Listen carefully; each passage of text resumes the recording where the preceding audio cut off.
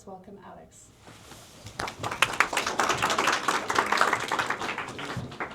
Hi everyone, thanks so much for coming this evening. So I'm going to talk about a couple of projects that are going to sort of talk around the issues that we've sort of outlined, sort of how we relate to technology, how we use technology, how I use technology as an artist, and how I sort of explore fundamentally kind of what it's kind of like to be a human in this time of AI and creativity from inside the systems. And I find myself keep coming back to thinking about AI in terms of time. It's like a sort of time compressor. We can achieve things much quicker, and sometimes this is fantastic because things like cancer screening. We want to process a lot of information very quickly and accurately, and AI is a fantastic tool for doing that. Where it comes into things like we're able to produce creative works in ways that we couldn't before, in much faster. I'm kind of more challenged by, because we don't have the journey in between, the journey of sort of learning. And I think a lot about the filmmaker Andrei Tarkovsky, his preoccupation with the pressure of time, the idea that time has this kind of pressure that builds, and that that we experience time as humans, and this is meaningful. And I will return to this theme again and again. This is why it's so sort of core to my practice, because I think time is a very human. It's core to our being, and I was thinking back to a talk that I did in 2013, and you'll probably recognise several of these people. We've got Frida Nacker and Jean Kogan, Ernest Edmonds, Roman Roscoe, Francesca Franco, what's his name, Douglas Dodds, who was from Digital in the V&A, Manfred Moore, and myself. And I asked this panel one question, because I was thinking about this the other day, and I was like, where does the art reside in digital art? And I was thinking about, if I write a piece of code, I have that file, and I compile that piece of code to an executable file, and then I lose the source code. But this still runs, and it still shows the art. Like, where is the art? Where does it reside? And I was thinking, because actually I think, sort of more than 10 years later, that was 2013, I think the art resides in time.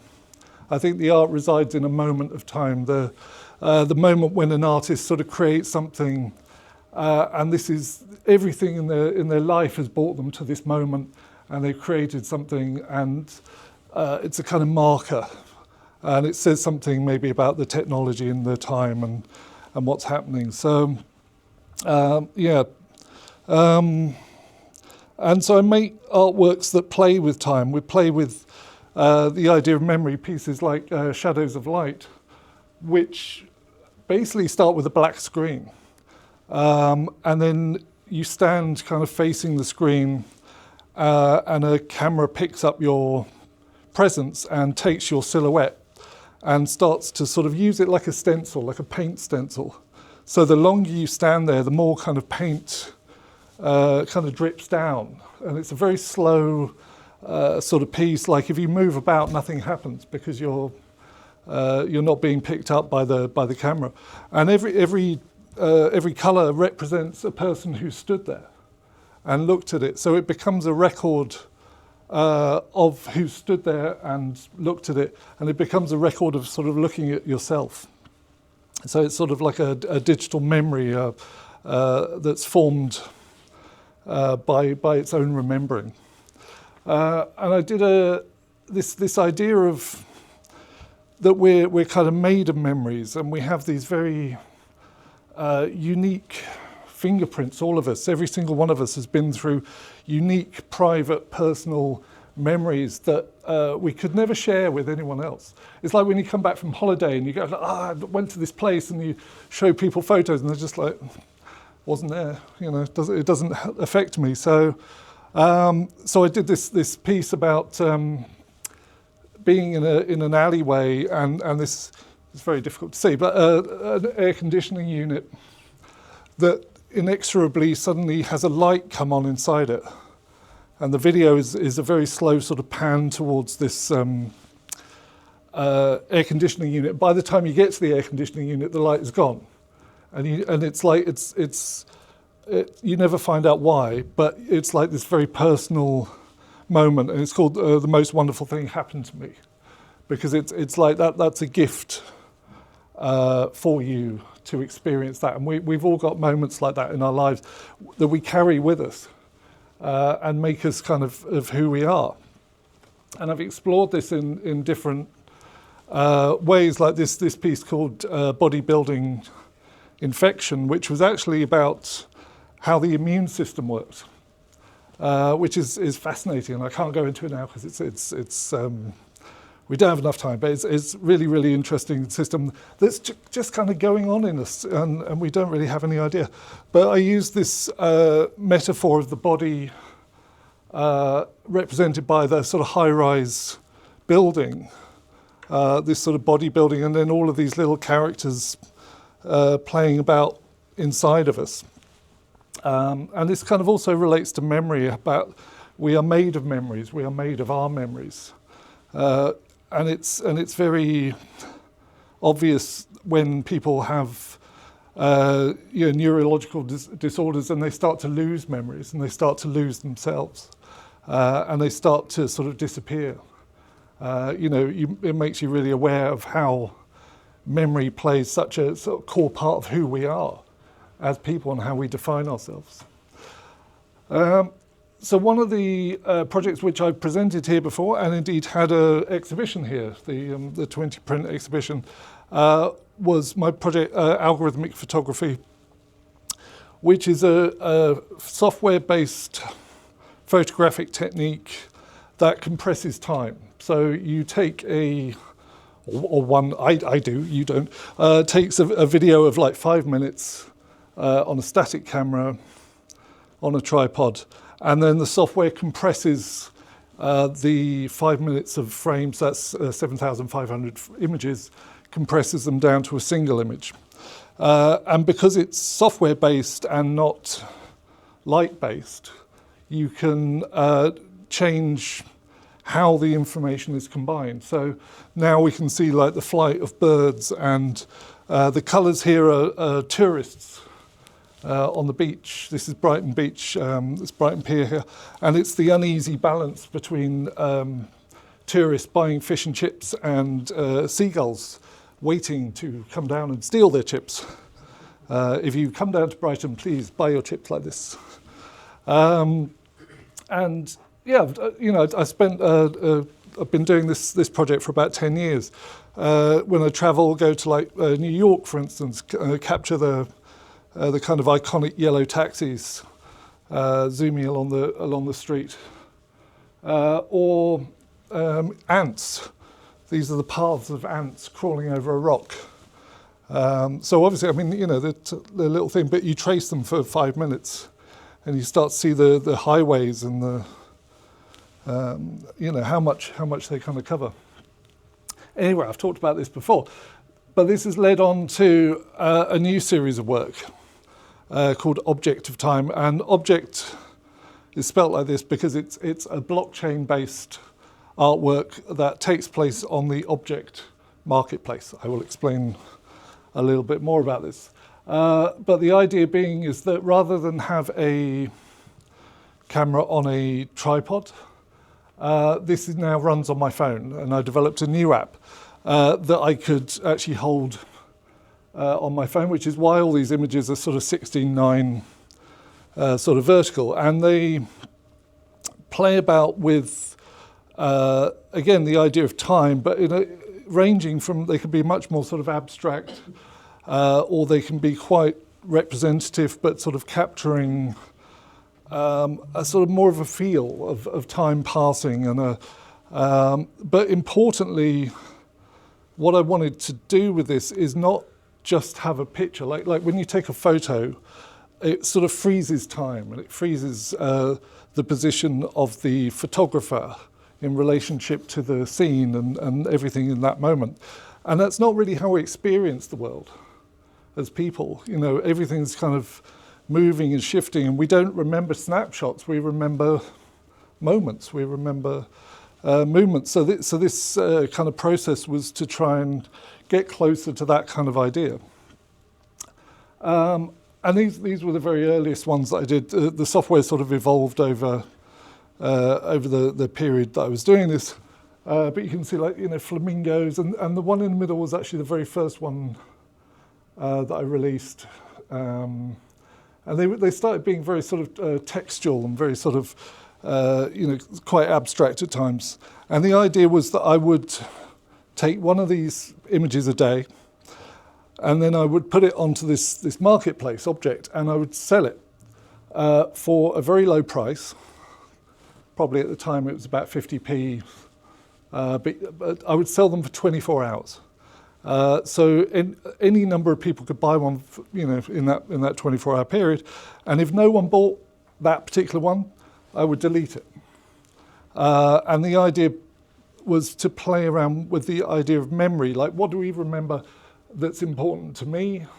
How does that grow up to be important to other people? How do stories develop? You know, it's like the you know, if you're sort of standing on a beach and that's a lovely moment for you and it's valuable to you, but it's not really valuable to anyone else. If something happens and then it becomes a story, and then you start telling people, like, oh, it's a great story, you got to hear this story, it starts to have more value. So I was playing around with the idea of value of these very innocuous little memories. The secondary market now plays out. You know, people buy and sell these images, and some of them have got more valuable and some of them have not. So it's letting the marketplace kind of decide what's valuable, what stories are we going to tell. These are some of my favourite ones, where it's sort of capturing more than what's present. So there's a kind of texture there of the grass and the sand and the sky, and it's sort of, you know, it's this is very pleasing to me. These sort of, it's seeing more than what was initially thought to be there. And these are plastic toys in a sand pit. I didn't realise I was catching the little toes in there, but and it's interesting to take these. I mean, some of them develop their own stories. This was in Chichester. Do people recognise this? Chichester Cross, is it? There's a sort of marketplace stone thing, and I wanted to take this photo. So I wanted someone to walk by. So I'd do this, and everyone was so polite, and they would stop, and I'd be like, no, and they'd walk round me. And because it's so damn British, and so what I had to do was wait until someone was kind of like committed to going past, and then take, which is why he begins in the middle of the frame, as opposed to, like, what I wanted was someone. So again, it sort of has a story kind of built into it, and playing around with ideas of aesthetics, like this is some bins in an alley, but I love the light. And I love it. It was a beautiful light, beautiful evening, and because the process abstracted the specifics of the image, you lose the detail, which is what we often crave in contemporary photography. We want sharpness, we want resolution, we want as much detail as possible. But by removing detail and averaging out the quality of light, you know, this becomes a very, very much more abstract, pleasing kind of image, which sold quite well, even though it's a picture of bins. This one was I was thinking about, the thing where people take photos of food before they've eaten it. And I thought, well, that doesn't really say how much you enjoyed the food. So what if I take a photo of it after I've eaten it? And there's, like, a fish with, like, blood everywhere, and it was really good fish. And so it was sort of playing with that idea. And this one's the moon in the sky and over some boats and in the marina. And it was the idea that the photographer could put themselves into the picture, not by standing in front of the camera, but by the movement of the camera. Like if I did this photo and you did this photo, like it would be completely different. You'd move the camera differently. Like it would be something about my body and your body, the differences, and so it was it's a way of putting myself into the frame, even though I'm standing behind the camera. And this is the last one of this series. It's finding these little moments, like we were walking down by the seashore, and there was this red chair that had just been left there, and it was so beautifully contrasting with the other colours, and so I could make it. So this is like a red chair sitting, a red chair standing, and a red chair dancing. So just by adding movement, I could give character and give a sort of narrative to essentially an inanimate object, which then disappeared like the next day. So it was very serendipitous there. So I was thinking about, like, we mediate a lot of our memory through technology. I'm taking a video now where you're watching this. This has all been sort of sent through stuff. We take photos, we take videos, we take all this stuff, and it's all mediated through algorithms. It's all mediated through technology. So if video and image compression, it's absolutely fascinating. I won't go into all the details here, but a little example would be like, this is a mid-resolution image, JPEG 100% quality. It's like 2 megabytes. And as you start to reduce the quality, we'll go down a couple of stages. So this is 45%, say, quality. The file size is now only 112 kilobytes. And you start to see jagged patterns in the sky. You start to see that the colors become a little bit less, like what they were. As you go down to 10%, you can see these the colors in the sky are really breaking down, and you've got this banding and all this sort of noise. I'm sure you've seen this in videos and things. This is the algorithm struggling to preserve the information, because they work in a very interesting way, because they are perceptual algorithms. They are throwing away information that humans can't see. And as opposed to a compression algorithm that is looking for binary patterns within a data file so it can compress it.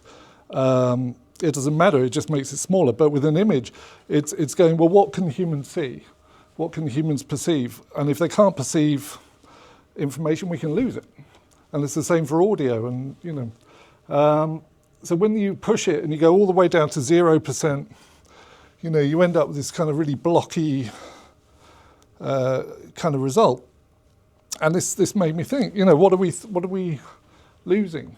What are we losing when we compress things? What are we losing when we use these devices to record information? And I can flip between the original and just so you can see how much information is thrown away.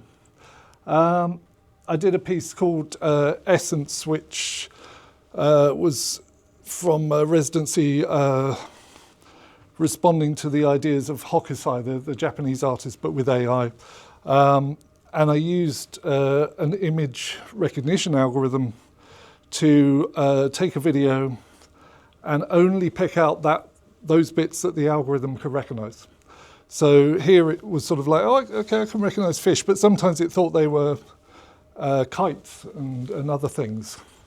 It's a little bit more obvious on this. If you remember that previous image from New York, this is kind of the same image, but it only recognized the people and the cars. And I removed everything else. And suddenly we see the complete loss of context. This is how the algorithm sees the world. This is, the view from inside the lens. And you're losing context, you're losing information, you're not getting all that extra information that we are getting. So it's sort of, it's to sort of be more sort of aware of this. So this led on to this, the second project that I wanted to talk about. It's called memory compression. And as you saw with the sky, compression algorithms hate smooth gradients. And I set out to make the smoothest gradient I possibly could. So these gradients, of which this is an example, they are 48-bit gradients. So this is like 16-bit for each red, green, blue channel.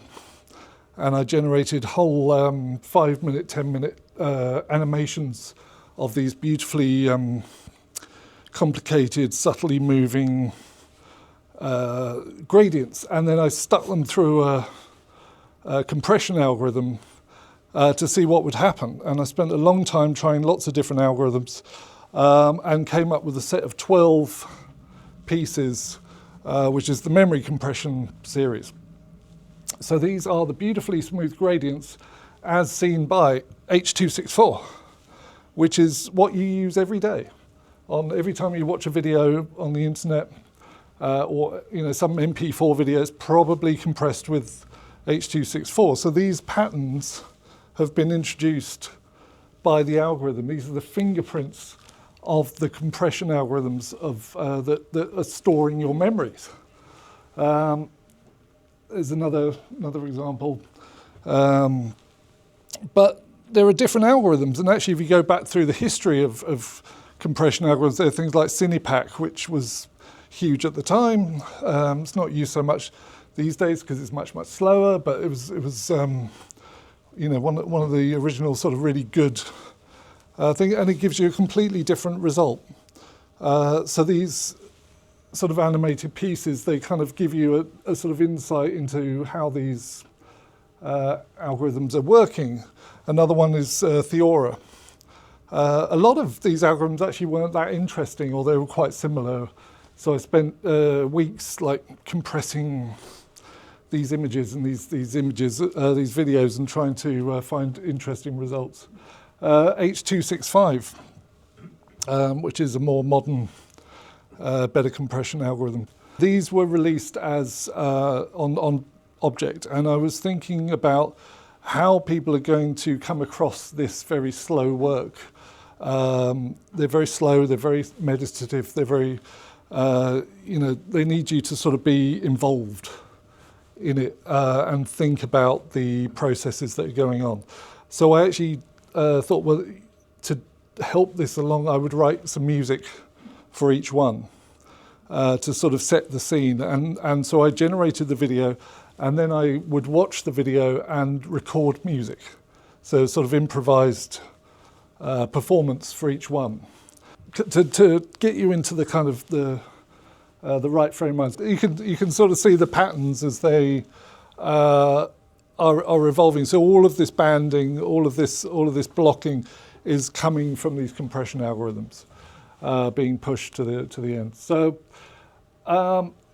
So to think about the black box, to think about these sort of AI systems from the perspective of somebody who works within sort of deeply in with these sort of algorithms, and sort of is trying to find out what it kind of means to us as humans, like this idea of like how these things are storing memory, how AI is storing memory, how we are relating to AI as though it was a human thing that understands memory, and it does not. The black box it's outside of time. It doesn't understand the passing of time at all.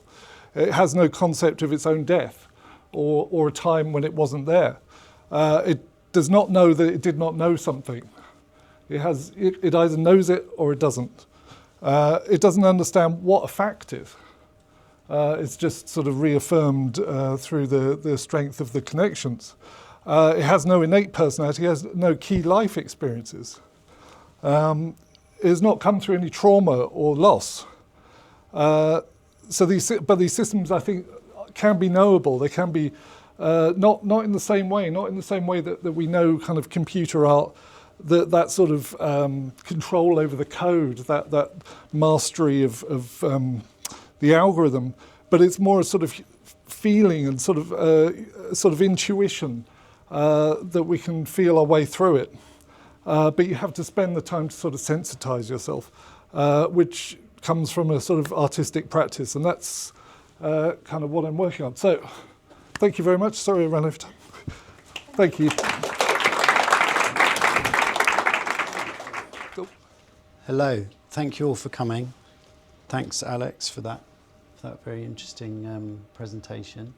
So most of the work that I do starts with an innovation, but I tend to kind of break things as I go along. I tend to kind of break things as I'm innovating. I'm quite interested in this idea of technological innovation, but it kind of seems that it's a sort of a kind of an environment that we're all in as well. Perhaps even an environment we're kind of stuck in, that things are kind of constantly developing, that there's always this sort of forwards motion. And so I'm kind of innovating by breaking things, which is partly just to do with my own kind of ignorance, and also partly by design. So I'm going to start with this this series of artworks called Half Cheetah, which are they're reinforcement learning runners, real-time artwork. So they run live, but they don't quite do what you'd expect them to do, I suppose. So the start of the process is to use reinforcement learning models, basically the same kinds of models that are normally used by military commercial applications for training robots. And what you normally do is, before you have a robot go out into the world and learn how to interact with the world, you can speed the process up by giving it a virtual training environment in which to learn and make mistakes and so on. And so they learn very much like we do. You're kind of, they're given a body, and they have to learn how to move that body in space from scratch, essentially.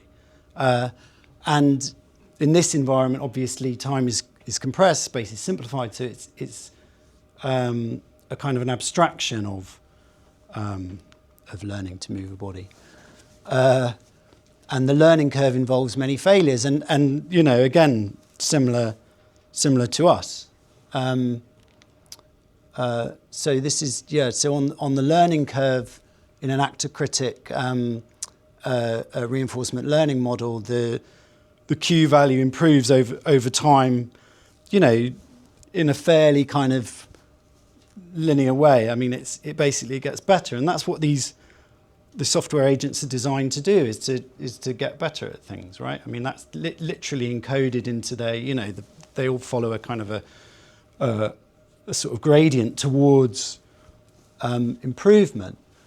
So anyway, so I'm running these AI models, and then I'm getting snapshots of their progress through that process. So from helpless flailing about to quite efficient, almost running like predators, and then I transfer those behaviours onto scans of people.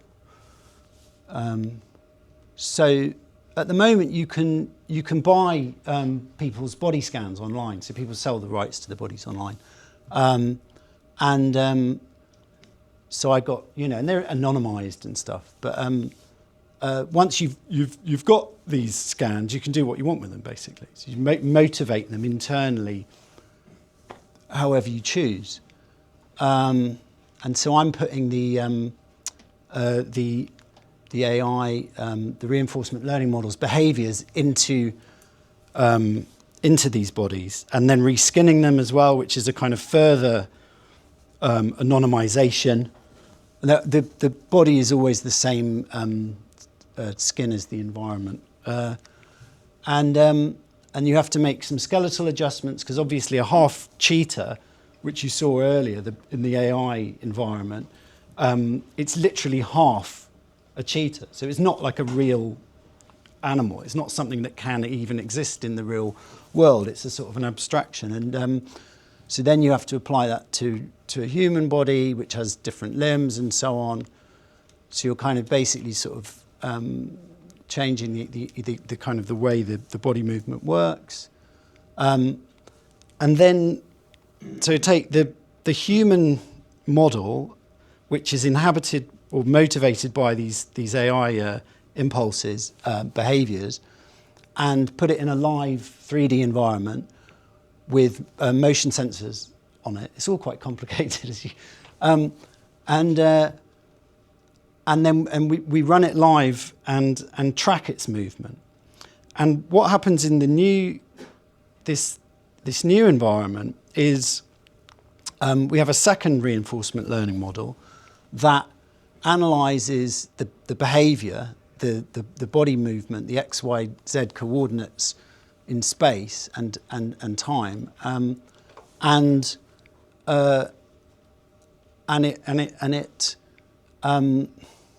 it doesn't. This model doesn't have the structure of a typical RL model. It's not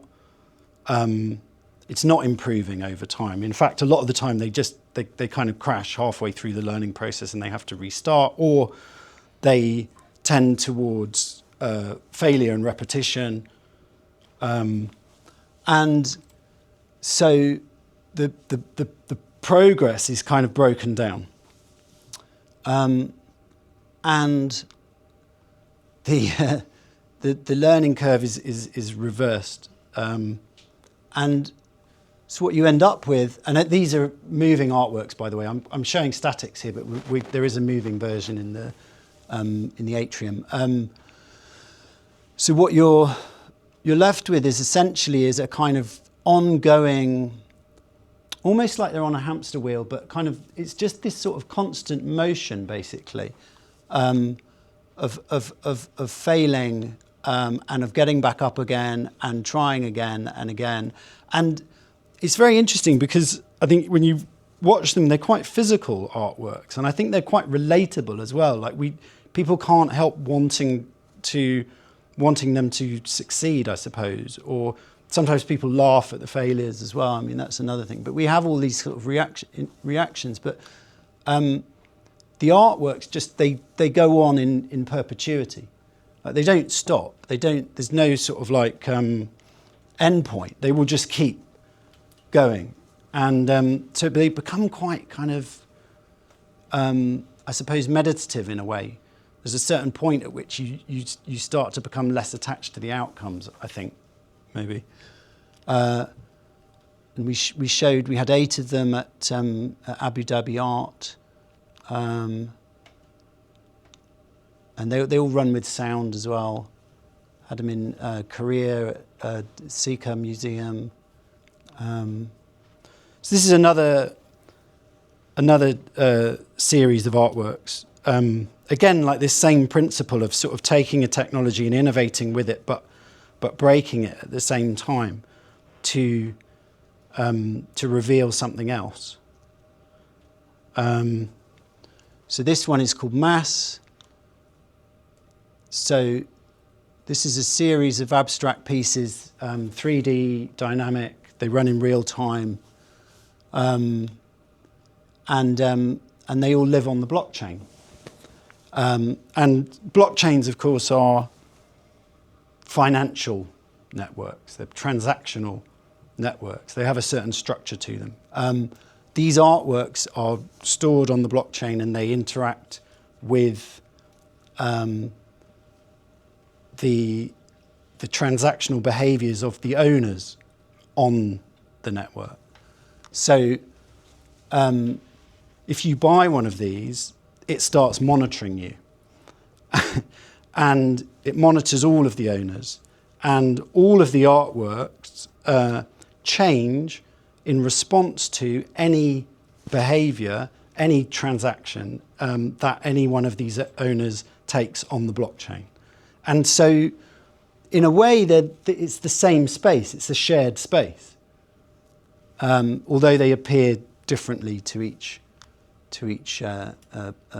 person. But rather than making it a very linear communication system where people kind of know what other people have done by, looking at the interactions or the changes in the artworks, I kind of deliberately introduced a bug into the code. We put a bug into the code that essentially stops things being communicated clearly. And what that means is essentially is when you're watching one of these artworks, you're kind of like, there's a change happens, something has happened within the blockchain. Someone who's being tracked like you has made a transaction, but you don't know what and you don't know who.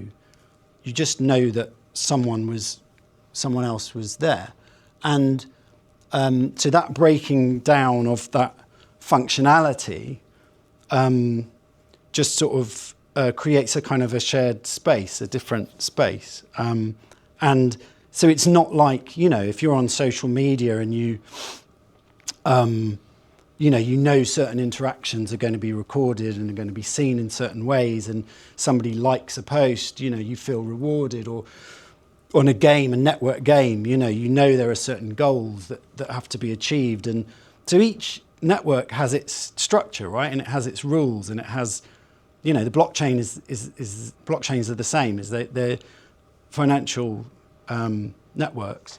But here, there's not really anything like that. There's no kind of like linear order to the way in which this represents what's happening within that medium. And so people, they just become aware of the presence of the other people within the network, and that's it, really. This was at ZKM last year and earlier this year. It's an art hotel in Hoxton, in Dubai, with some other pieces. And then the last one I want to show, which I'm gonna present at the EVA conference here. So I'm not going to go into it in much detail, but this is slightly different because it's a series that I did based on the work of Gottfried Jaeger, who's now 89. He might be 90 now, actually. Lovely guy. And in the 60s, he made some very, very early. He innovated with generative photography. So basically creating photographs that aren't representational of something else, but are just kind of things within themselves. They're sort of generated within the apparatus of the camera. So he's essentially using a kind of pinhole system. And they're very, very interesting. This is one of the pieces, a colour piece. They've been described as kind of like image objects and data objects, that they kind of, there's a sort of structure to them, a conceptual structure to them because of the geometrical design, and yet they record the impression of light on the photographic substrate and so on, and they do have this quite interesting, like almost three-dimensional sort of very singular kind of impression that they make out of just all of these many parts. So I took, with Gottfried's permission, I took these images and I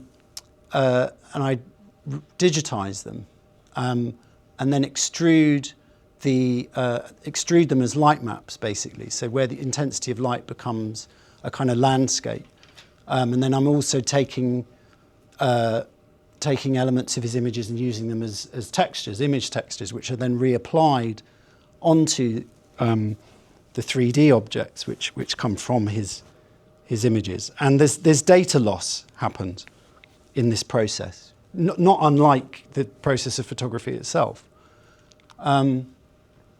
All of these objects, which are the result of his his original image are put in a 3D networked environment, and many variations on his original piece. Because I just use one image of his and extrapolate from that. So you get dozens. You can make hundreds of different instances of the same artwork from the same image in different places, and depending on where you view the artwork, it will change, and depending on the fact of your viewing the artwork, it will change. And so views become integrated into it, and so the image is now not only a product of its construction technologically, but it's also a product of the people within the network who are interacting with it. So we showed some of them at Museum of Moving Image in New York with his original pieces, and people were able to. So people all around the world can go and look at the artworks online, and they change what's seen inside the museum as well. So it kind of breaks down a sort of barrier there. But it's really, his original pieces. It was really just a kind of way of exploring how an image like that with such a strong presence, how does that, because this was made in the 60s and at the very beginning of computer art and of media art as well, that in today's landscape, with the many ways in which we can manipulate images, and images obviously, between transmission and reception, there can be a million changes. Things go viral and there's different variations. What is that single image? What does that become in this environment? It was just a way of kind of exploring that kind of journey, and sort of, again, kind of breaking down the sort of technology in the medium. Yeah, so...